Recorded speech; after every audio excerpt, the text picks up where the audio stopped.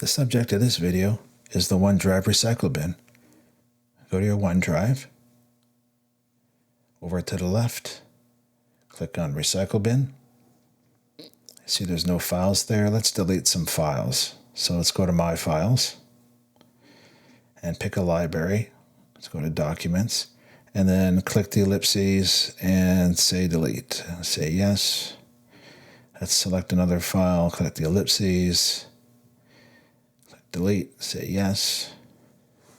Now go to the recycle bin. There you go. So click the checkbox to the left of the file. That's the second stage, recycle bin. Data goes there before absolutely being deleted. So click the checkbox, click restore, and it says it's restored. Go back to the library, click refresh. Now if it's a lot of files, like a few hundred, it'll take time to restore. So you got to give it some time. Hope you enjoy. Click like and subscribe. Thanks.